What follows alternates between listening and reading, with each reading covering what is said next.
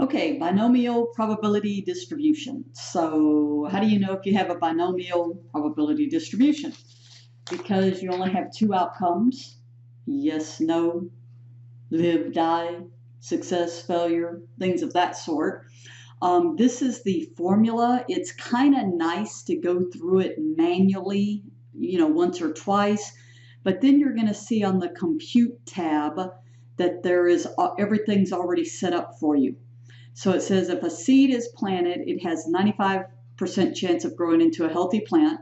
If 11 are planted, so that's my sample size, number sampled, what is the probability exactly two? So I'm going to put that lower and upper, I want exactly two, don't grow. Now notice 95% have a chance of growing, so not growing would be 1 minus 0.95, right? And so that would be my probability. So down here in the formula, what the formula is doing is this would be 11 factorial. Remember that means to multiply from 11 all the way 10, 9, 8, 7, all the way down to 1. And then 11 minus 2 factorial, 2 factorial.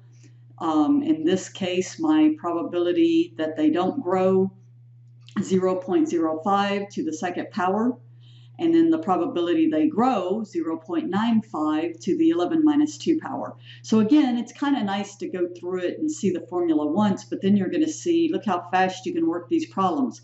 A manufacturing machine has a 7% defect rate, 7%. If 7 items are chosen, what is the probability that at least one, so you have to put that for both your upper and lower, will have a defect?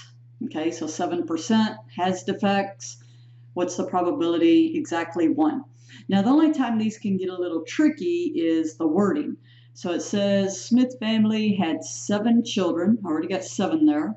The probability of being a girl is 0.5. And it wants the probability they have at least 5 girls. Well, at least 5 would be 5, 6, or 7. So that would be your lower bound 5 and your upper bound 7. The next one says at most 5 girls. So in other words, they could have at most 5, but they could have 4, they could have 3, they could have 2, they could have 1, they could have none, right? And so at most 5 would be none to 5 to get your answer. So this is nice because it's set up for you, and if you even, look at the formula up here, you can see it's the binomial distribution formula.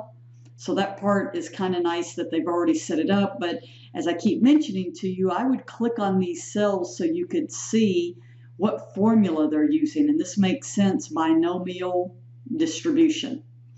All right, so learn to use this very quickly to answer those questions.